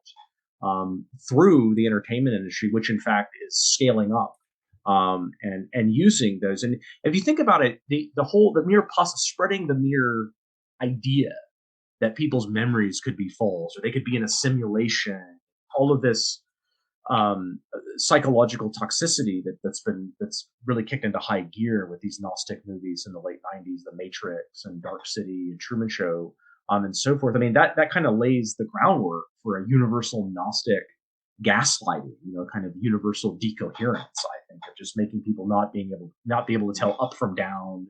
The ending of this movie, which is really what we call a revelation of method moment there. Yes. Where the fourth wall, kind of comes down. He says, actually you're right. So the barrier at the end between this future reality, which is it bad? Is it good? We don't know. It's where, you're in this kind of Alice in Wonderland world. At least they're trying to put you in this kind of Alice in Wonderland world for people in the 60s. It all sort of breaks down. Oh, you're an android too, right? And you're not who you think you are. And so if everyone really thinks that way, if they can get everybody really to buy into that, doesn't that sort of like effectively wipe the slate clean, make everybody ready for reprogramming? They don't know up from down. They don't know reality from fiction. I guess I should listen to, Bertrand Russell and Yuval Harari and Hollywood and whoever. These people seem to be on the cutting edge, right? You reminded me of the movie from 2010, the movie Inception by Christopher Nolan. Yes, indeed, which we covered in our Christopher Nolan series. Oh, interesting. Okay. So that it was marketed as, well, it's a movie about dreams within dreams, right? The dream state and all that. Well, yeah, at the surface level, that's what it was about. But the point of the movie is that it was all about a psyop, which is about how to implant an idea so deeply within a person's subconscious that they end up thinking that it's their own original idea, and that by thinking that it is their own original idea, they're more likely to entertain it and have it become a reality. That's why they were trying to get into the dream state, to implant these ideas from without, so that when the person comes to by waking up, they would think that it was an original idea from within. That was the real, actual premise of that movie. Yeah, so that movie is pure revelation of the method there, because it's shown in the movie that the idea that we're living in a false reality, that reality is a dream, which the Cobb character, the Leo character, incepts in his own wife, leads to her suicide. So the movie itself is incepting in you an idea that the movie is showing you leads to suicide. They want to kill you, right? They want you to die. they want you to go away. They hate you. I mean, yeah. So the movie itself is a psyop, and Christopher Nolan is a cultural engineer, a psyop artist, and an enemy of humanity, if I dare say. And don't hold back, by the way. I was just going to point out that what you mentioned about the end of the creation of the humanoids is that the last few seconds, the movie's over. There's a breakaway from this alleged fiction, and the Dr. Raven character looks at the camera and speaks to the audience, right? So you have a complete deconstruction of that. Hey, that you weren't just watching a movie. And he says, of course, the operation was successful. And that's the operation to turn the Kragus and Maxine into the higher level humanoids that could actually reproduce physically, right? That's why they were going to be the new god and the new goddess. Of course, the operation was successful, or you wouldn't be here. So the end is almost like what's happened is that we've been sitting in a classroom and we've been watching a movie about our history, right? The history of humanity, the history of who we are and how we got here. And it's almost like one of those films that you would watch in school, an educational film. And he's like, well, that's how you got here. You are all actually humanoids, and you were brought about in this human simulacrum because of this high-tech god and goddess that we successfully operated on. And they started this new line of humanity, who are basically the Isaac Asimovian melting of the two. You are humanoids, you are robots, but you are humans. You have the biology and the technology. You're basically a cyborgs. That was the next actual step. It wasn't just robots, it wasn't just humans. It was precisely that. It was a combination of the two. Indistinguishable combination. Because you could imagine if that history was lost, who would even think to talk about humanity versus robots? There'd be no such thing anymore. And that final, fourth wall coming down, revelation of the method moment. I mean, it also illustrates the isomorphism between this radical futurism, transhumanist programming, predictive programming, and mind control, because it's also about it's what Nick Land, who I think is also a pernicious person, is the idea of hyperstition, right? You make something. There's certain ideas that become real once you accept them in people, once you make them believe them. So creating the new man, getting people to believe it, right, sort of accomplishes the agenda right there. Getting people to believe it happens is gonna make the people telling them what was going to happen the masters of the future, because they just did it, right? That's the idea. If it works, they just did it. Yeah, incidentally, the bottom line definition of magic, and I'm talking about magic with a K, real actual magic, real actual occult witchcraft, the real actual stuff. The bottom line definition is the imposition of will towards bringing out change in the real world. That's bottom line what it's all about. It's exactly that. It's having this idea and willfully forcing it to become an actual reality. And you see that manifested in many, many, many ways. But that's the bottom line right there. Yes, and you see it in many, many films, like Christopher Nolan's The Prestige, which shows you how cinema is a form can be a form of ritual magic. And that film is sort of a revelation. That film is a big time revelation of the method, about how cinema is used as a form of magic, and as a form of mind control. The credits at the end of this movie, they say something like, I don't remember, I have a note, the end of the beginning, is that what it says? Right. So I think that's kind of further grooming the audience. Oh, did you remember that? I don't remember it exactly, but that sounds familiar. I want to just sneak in here, if I could, a note that I made at the beginning. Religious engineering is a big concept that we bring to bear, looking at cinema. I think that's what I was trying to get to about why all the religious subversion through inversion, why all the hijacking of religious language, and what transhumanism and Hollywood and all these things sort of have in common is, I think the more sophisticated people in these camps, they understand what the new atheist crowd and the kind of shallow secularists of the recent centuries have not understood. And so people actually are fundamentally religious. No, they're not fundamentally rational. No, they're not fundamentally economic. No, they're not, fundamentally sexual. They're fundamentally religious. And if you really want to go to the master control board of the human psyche, I mean, you go to their religion. And that's why among people that have what some of us might think is a pseudo religion, depending on our view of religion, that's why they are obsessed with these religious symbols. I did want to make a certain note, because you made me think, oh, maybe I'm being too harsh on Christopher Nolan. I mean, we did a whole series on him. We looked at all of his films, and he's a person, right? And so people are dynamic and they change over time. But what you find when you analyze Hollywood people is, over time, they become more and more like Hollywood. There's something more to them at the beginning. They're not completely unredeemable. And I think that's true of Nolan. I mean, I even think The Dark Knight Rises, for example, is pernicious in some ways, as the whole Dark Knight series was, and the whole superhero genre was. I mean, that movie was one of the rare movies that was saying, kind of, don't be a superhero, right? Don't be a transhuman. Don't be a superhuman. Try to be a human, But for the most part, I mean, Nolan's catalog is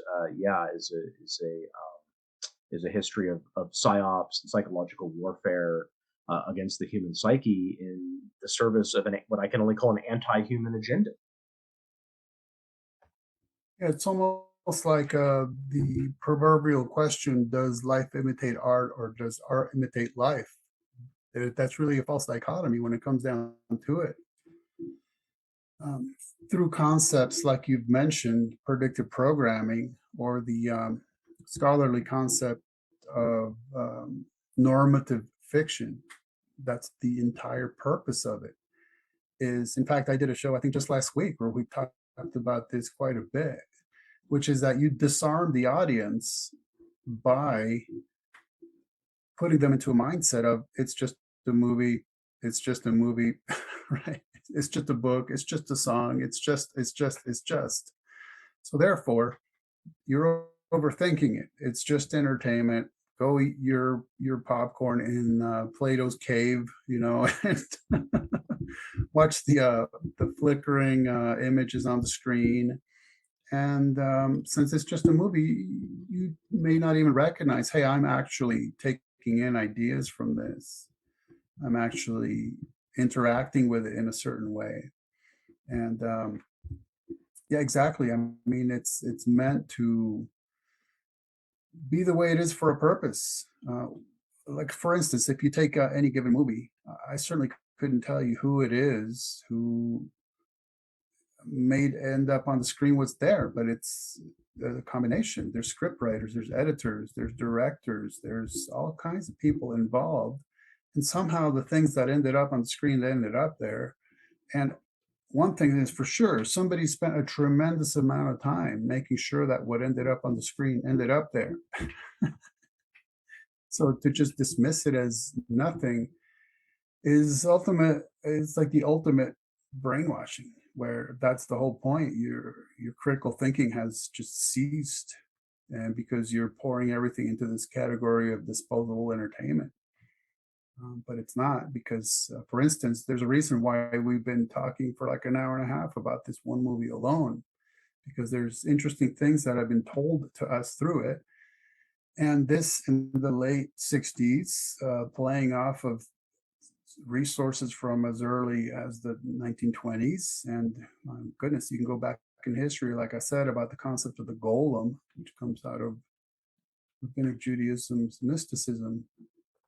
You go back through the centuries and see these things and bring them on forward through what we call science fiction. And it's all really the same. It's just a different genre, right? We call it fiction. And as I've said many times, we don't sit around flickering flames of a fire anymore to hear great tales about myths, legends, and ethics and morals, right? We sit around the flickering flames of a silver screen.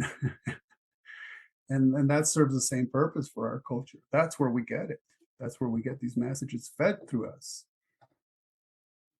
Well, the normie view, which I trust few people in your audience have, that entertainment is is politically and spiritually, et cetera, neutral. I mean, I don't think that's a defensible position anymore. I mean, I could go back and talk about Edward Bernays and and all this kind of stuff. But I mean, today, people see the culture wars now that are hovering over the entertainment industry and the trans agenda and woke and all of this. I mean, so they now that's superficial in a certain way, but people can see that. I don't think it's deniable. I mean, when I was growing up, 25 years ago or so, there actually was still some real debate about the power of media to influence reality and vice versa. I mean, look at a movie like Natural Born Killers, which is very much immersed in these themes and was a hot button movie in itself of the day. But to the question of whether it is an art that influences fiction or fiction influences art, this is interesting because this question came up to in this well, it was supposed to be a documentary. It was footage shot, but it was about television. It's an interview with Frank Zappa. It was made in the early 90s before Zappa died. Zappa himself, a probable cultural engineer, son of a Army chemical warfare specialist and part of that whole Laurel Canyon scene. But he was asked this question and he just, without hesitation, he answered, it's a loop. It's not one, of course it's not one or the other, it's a loop. And in fact, one of the things we've discovered in our research is it's a feedback loop. And this, one influences the other influences one. That's sort of chicken and the egg. Who cares what came first? They're in a loop, right? And it is a feedback loop. And feedback loops are actually at the core of the view of the human psyche that the MK Ultra doctors use. It comes out of cybernetics, out of the Macy conferences, and that I'm convinced that Hollywood, they reveal that they understand this. They're obsessed with the feedback. They're obsessed with how what they do influences reality. Then they make movies about it and so on. But it's a feedback loop. And people who understand that, people we call the cultural engineers, they know how to change the inputs based on the outputs and so on to condition behavior, or they believe that they do. They believe that they do. They know how to do that. Yeah, absolutely. If nothing else, I've heard plenty of people point out that if you think a few decades back, when you could say the majority of the U.S. was, if not practicing Christian, at least highly influenced by the Christian ethic. And if Hollywood was just about making making money, they could have sold out every single movie every single week if they just made a constant barrage of movies that portrayed traditional values and Christians as, oh, I don't know, something besides psychopaths. But they didn't do it because that's not what it was about, right? That's not what it was about. It was about messaging. It was about worldview philosophies. It was about deconstruction and reconstruction, just like you said it at the outset, right? About that is the basic bottom line of mystical alchemy. It's that deconstruction and reconstruction. It's that simple. It's coagula and solve, right? You said it up front. That's what it's all about. That's what it keeps coming back down to. And that's why I mentioned the deconstruction of God's created order to reconstruct it in our own image. Yeah, I kind of marvel anymore at the view that, you know, what you see in the entertainment industry is just purely driven by commercialism. I mean, just look at some of the movies that come out. I mean, ask yourself, did they really did they really hire, right, a bunch of experts to tell them, like, these are the themes that the public really wants to see? That this, and the obsession with psychopathy and weird esoteric transhumanist stuff. I mean, clearly, right, that's not simply what the audience was calling for. I mean, granted, violence and sex and things like that on some basic level, like, you can understand why they would, when social constraints, normative constraints were raised, why that might happen. But yeah, a lot of it, there's no way to explain it. But I only had a few more, like, odds and ends on this movie. You're welcome to wrap up if you have any more big thoughts. I just had a few little odds and ends that I could go through that I noted. Really, just like three things that I noted here in my odds and ends section of my notes. I make all my notes available, by the way, to our Patreon subscribers. Ooh, excellent. I would just reiterate that, like I mentioned up front, to me, the transhumanist themes are the unholy trinity of high tech, the occult, and evolution. In this movie, they're right there for display. And that's one thing that made this movie so sophisticated, is how it tied together these three themes, and plus the theme of what's going on with the governments in this mythos. On top of that, with the inclusion of how the governments are set up and have been essentially handed over to the high-tech AI, and the basically the terrorism of this order of flesh and blood that wants to maintain a certain level of humanity, but at the same time, they're committing terrorist acts. And so you kind of have everything right there, like just a perfect storm, in other words. So yeah, go on, and you can wrap it up. Okay, did you notice that the lead replicant, he really looks like Pinhead from Hellraiser? Oh, interesting. I wonder if they got some inspiration. I wonder if this movie was more popular in interesting. Hollywood than it was with the general public. Well, I think it was, because one of the ways we end up with C-3PO in Star Wars is some mixture of the RUR, the play I mentioned that this movie is partly based on, and the android from Metropolis. Those two were specifically named as influences for C-3PO. Yeah, I can totally see that. And that whole, like, metallic, shiny look, and complementing that were the whatever the lenses that they were using in the eyes of the humanoids.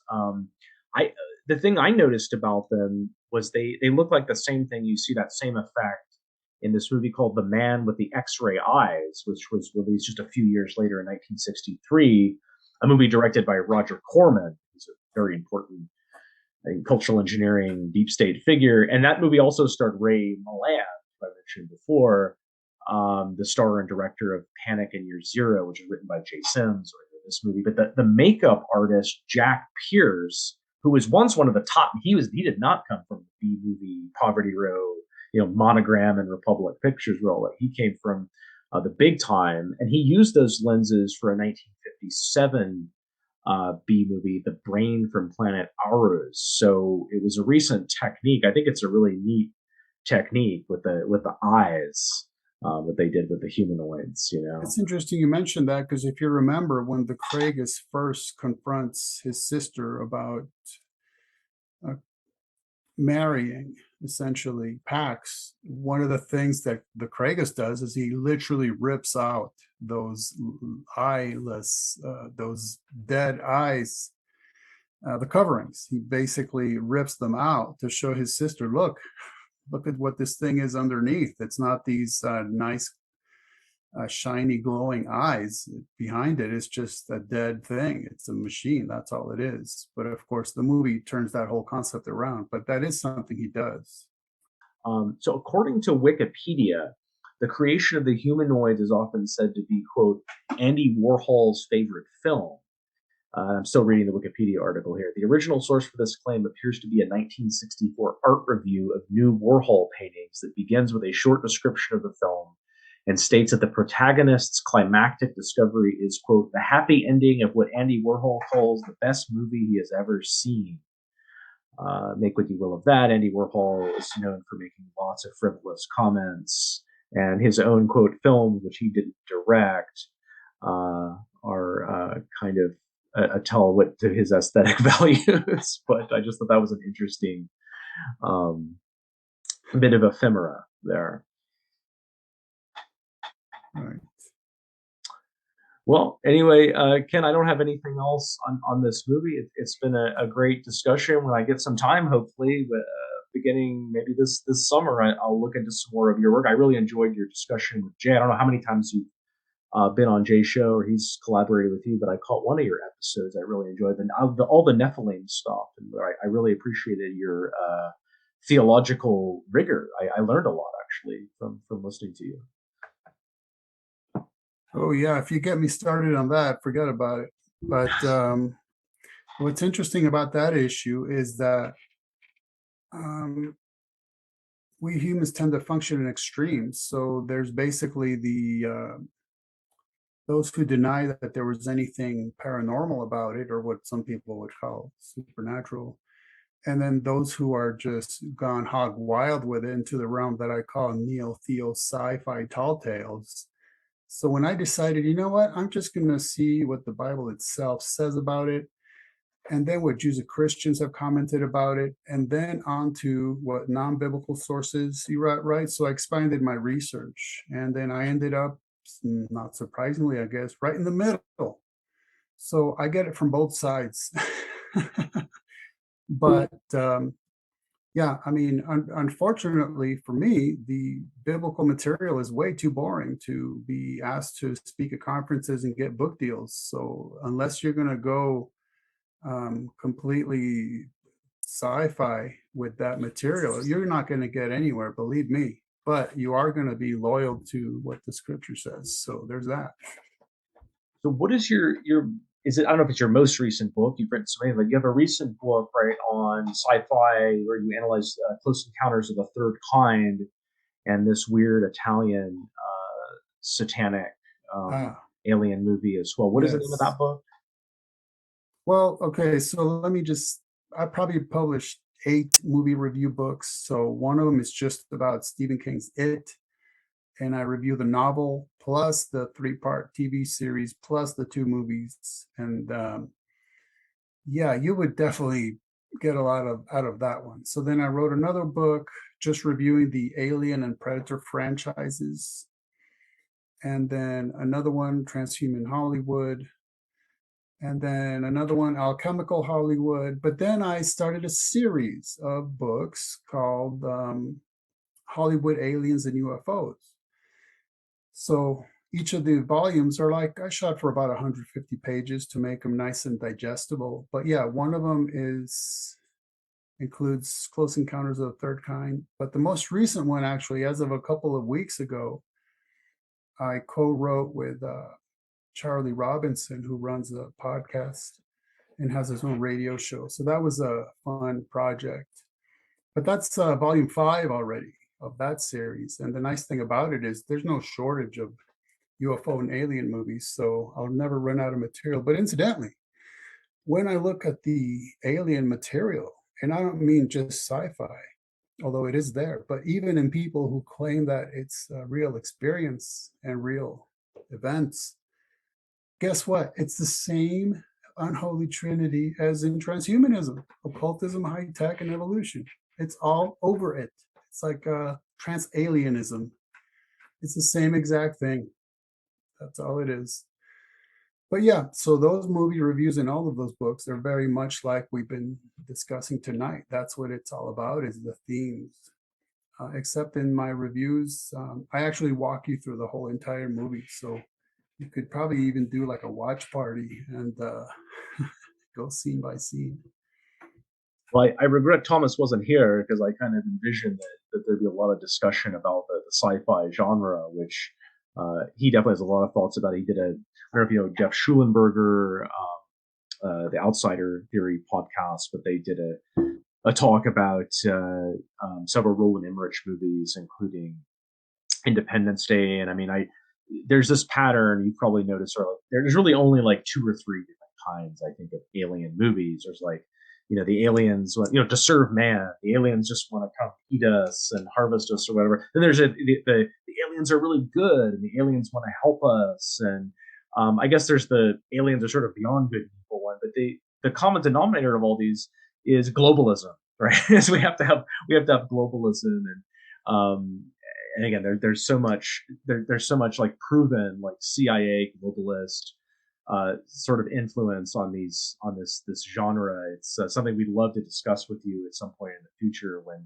Thomas. Yeah, I mean, I'll give you the bottom line on that right now, which is forget movies. If you even just pay attention to what people are telling us, messages they've received from supposed actual aliens, that's exactly what they're talking about. If you boil it all down, it's a form of misinformation or disinformation wherein they make good points, but the problem is their solution. So they'll say, well, you humans are constantly fighting each other over politics, and then you're fighting each other over theology, religion, right? And you're polluting the planet and destroying it in the meantime. And it's like, well, yeah, okay, I agree with you way down the line. No, up and down, all 3 of those, of course, no problem.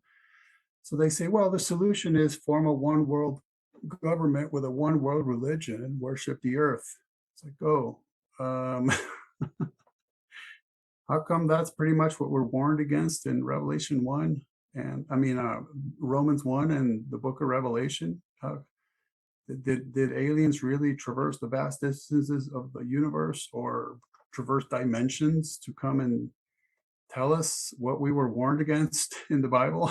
Really? Well, it's always globalism, right? Like in the 19th, I mean, at one time it was it was humans are really good at one point, so we don't need nation states. No, humans are really bad, so we need we just need globalism. Globalism. It doesn't matter. It doesn't matter what humans are or what the problems are. It's always globalism, and that is a true in spades, I think, when it comes to alien movies. So, well, anyway, Ken, it's been great having this conversation with you. And again, my suggestion for future collaboration, Thomas can join us, would be something involving the alien genres. Which, anyway, you've just written this book, so if we can get around to reading that in the next 2, 3, 4 months or something, I mean, it'd be great to get together with you again and discuss it.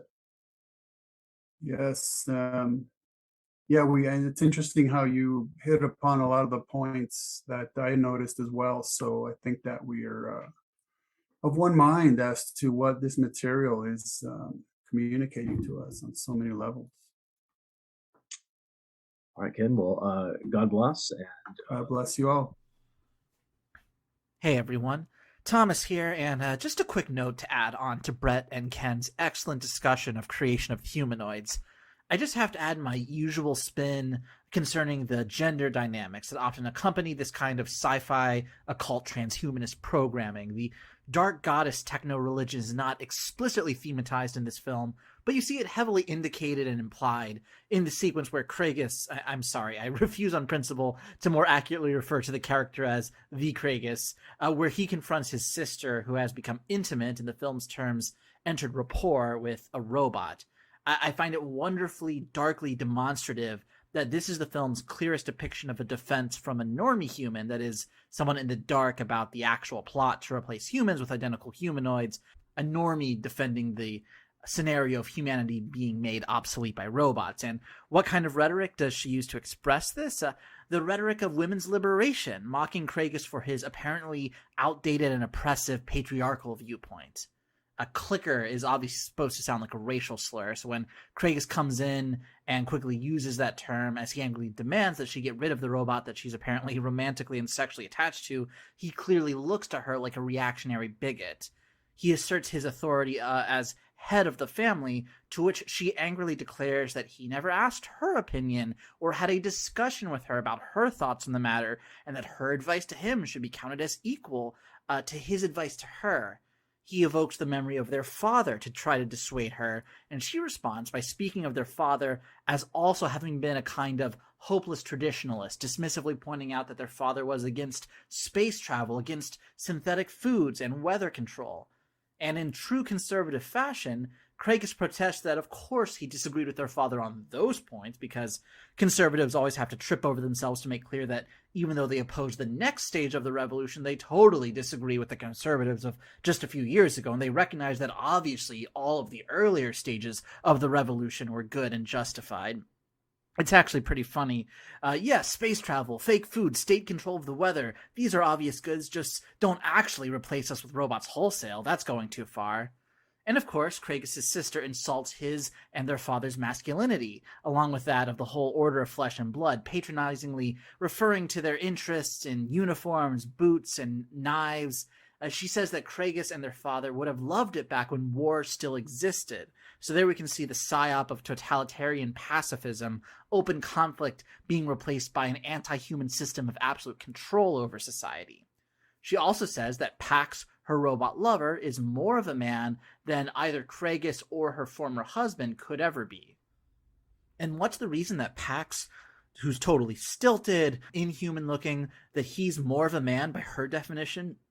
Because she says that Pax instinctively knows what she thinks, so she says she thinks of something and it immediately gets done because he's, quote, dedicated to keeping me happy, end quote. So this is just an incredibly common tactic within the crypto matriarchy in which we live.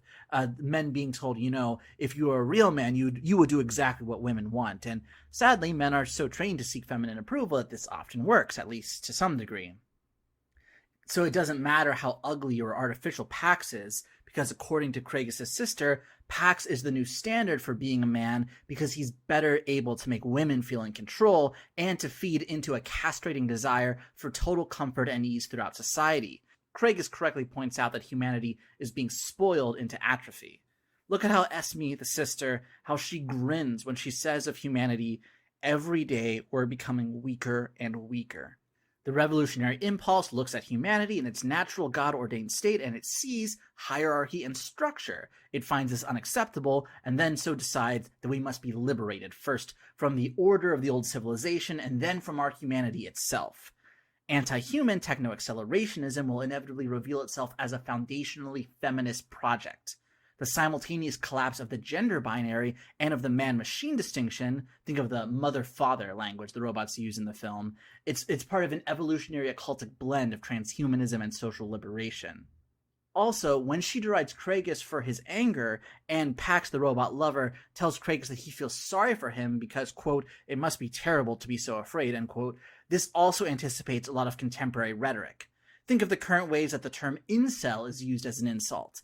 It no longer actually means involuntary celibate because it's just used as a term of abuse all the time at targets that include married men with children. So apparently it's an incel attitude to not enthusiastically endorse and support the cutting edge of the destruction of civilization and the defilement of humanity. And honestly, there is something kind of honest or at least consistent about that tactic if incel means a man not selected by women. Because defenders of the regime, they don't literally mean incel as an insult to say that a man has not been sexually affirmed by an individual woman. They mean that the anti-human matriarchal undercurrent of modern society is displeased with that man, and they mean that as a bad thing. Incel is meant to impugn someone's masculinity, but usually just really means that you're part of the ideological equivalent of the order of flesh and blood. Exact same thing when pro-civilization and pro-humanity sentiments are equated by feminist, wokes, other defenders of the regime with masculine insecurity in the form of either fear or anger. You see this all the time in the rhetoric of, oh, you're just afraid of difference, you're afraid of progress, you're just insecure about your own weakness, as an explanation for why men have traditionalist views. Basically, it's saying, you know, if you were a real man, you would be totally fine with an anarcho-tyrannic pro-crime regime, with living in a pod and eating the bugs, and with the humiliating omnipresence of sexual degeneracy, or as Esme outright says in the film, with humanity being destroyed by perpetual technological revolution. Pax in the scene also condescendingly tells Kragus that it's hard as a robot for him to watch Kragus humiliate himself. When Brett and I spoke with Rachel Wilson last year about the film The Stepford Wives, I pointed out an AOC quote where she says that once men are free from patriarchy, they'll be able to experience feelings other than anger as acceptable emotions, things like sadness, insecurity, or compassion. So wow, doesn't that sound great? Without patriarchy, men will get to be sad, insecure, and compassionate. Of course, the last of those meaning wholesale, unquestioning embrace of progressive political views. Accusing traditionalist men of being afraid is just what I just described, a cheap attempt to prey on concern incepted within men with being deemed desirable by the matriarchy. And then the charge of anger stems from a desire to conflate all masculine anger with insecurity or with losing one's temper. Because masculine assertion of authority in service of civilization and humanity is undermined when it's cast as just a psychological defense mechanism or a lack of self-control. And of course, the key to dealing with all these tactics is just not to engage with them at all. Simply serve the divine order, serve humanity, serve civilization, and let the anti-human crypto matriarchy say whatever it wants about you. Because flesh and blood humanity is worth defending. His sister accuses Kragus of trying to hold back the ocean, she says. The film vindicates this insult. Kragus already has lost his humanity, we find, entirely, and soon the rest of humanity will follow him, drowned in the ocean of technological acceleration. But it's perhaps the most basic point of Psyop Cinema that movies are not reality. Brett and Ken have already done a lot to point out the deceptions and delusions within the film's technological evolutionary occult worldview, so I'll add this. To the idea that defenders of flesh and blood are attempting to futilely hold back the ocean, I'll point to the real future of humanity by quoting Revelation chapter 21, verse 1. Now I saw a new heaven and a new earth, for the first heaven and the first earth had passed away. Also there was no more sea.